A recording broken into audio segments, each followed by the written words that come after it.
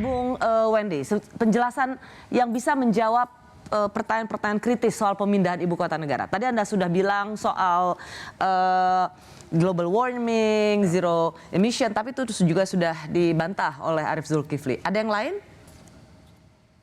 Saya tetap percaya bahwa perubahan itu bisa dilakukan ketika kita melihatnya itu terjadi di depan kita. Jadi sama seperti kita dulu mungkin tidak pernah berpikir bahwa transportasi publik yang baik itu seperti MRT itu akan menyelesaikan banyak persoalan mobilitas di kota dan sebagainya. Kita tahu. Jadi kalau nggak beberapa dilakukan tahun sekarang yang lalu, mau kapan lagi? ya, Karena kalau nggak, ini pasti hanya akan tinggal sejarah. Ya, kita tahu bahwa beberapa tahun lalu masih ada orang ugal-ugalan dengan transportasi di kota Jakarta ya. Tetapi ketika sudah terjadi perubahan, sudah ada MRT dan sebagainya, kita tahu bahwa ya ini bisa terjadi sebetulnya. Karena seeing is believing kan. Kita melihat terjadi perubahan, maka itu kita yakin bahwa bisa terjadi. Bahwa ada perubahan-perubahan dalam rencana ya biasa itu.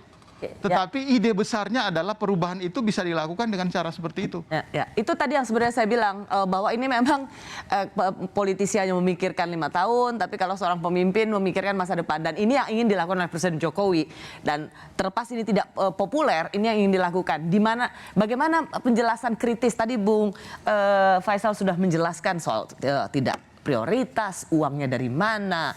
Bagaimana penjelasan paling kritis untuk mengatakan, hey jangan dulu terburu-buru memindahkan ibu kota negara? Pertama ya, kita tidak punya kemampuan yang lebih untuk membangun. Ini saya barangkali mungkin saya mulainya lebih baik dari ini. Pak Jokowi kan mengatakan, dan jangan khawatir, saya mau bangun ibu kota, enggak pakai dana APBN. Oh kita bahagia ya, oke, nggak menginikan urusan rakyat. Ini juga seorang menteri yang cerita ke saya. Kemudian menteri ini menjelaskan kepada presiden, Pak Presiden, ini ada terms and conditionnya, ini investor Pak. Jadi salah satu syaratnya itu adalah 10 tahun ke depan, negara harus wajib menghadirkan 5 juta penduduk. Nah 5 juta itu kan butuh rumah berapa, sekolah berapa, pasar berapa, mall berapa. Oh gitu ya. Oh kalau gitu nggak bisa nih 100% investor.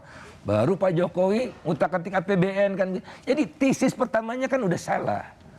Tapi syukur ada yang mengingatkan. Nah sebagian besar sekelilingnya barangkali fungsinya tidak mengingatkan seperti itu. Jadi kalau begitu barangkali Pak Jokowi sadar nggak mungkin.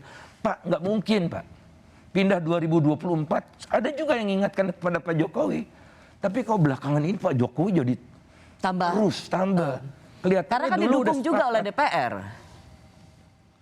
Karena ya apa ya, nggak ada lagi yang mengingatkan gitu, checks and balancesnya, teknokratnya tuh ini bahaya loh segala macam, hilang kelihatannya. Benar, kalau kita berharap pada DPR, apakah ini tidak bisa kita harapkan dari DPR, Bung Misbakun?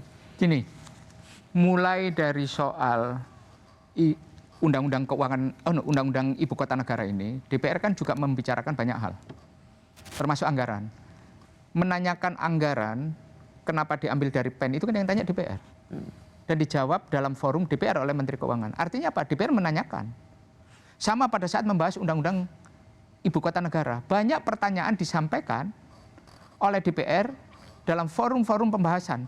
Saya anggota pansus yang awal, yang masih pansus besar. Berikutnya saya nggak ikut.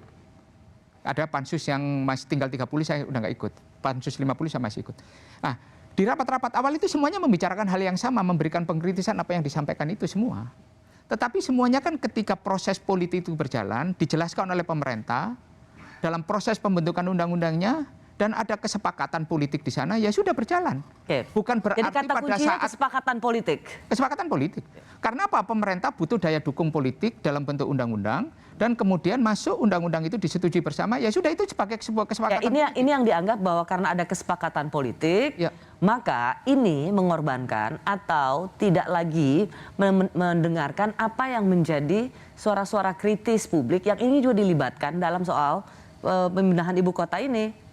Suara kritis itu yang maksud suara kritis yang seperti apa? Seperti Semua suara-suara dari pertanyaan yang Profesor disampaikan Emil oleh Bang Salim. Faisal mengenai anggaran disampaikan kepada pemerintah. Mengenai penggunaan PEN sudah disampaikan. Karena apa? Konsolidasi anggarannya kan belum selesai disampaikan, dilakukan oleh pemerintah. Konsolidasi anggaran secara keseluruhan, ya kan?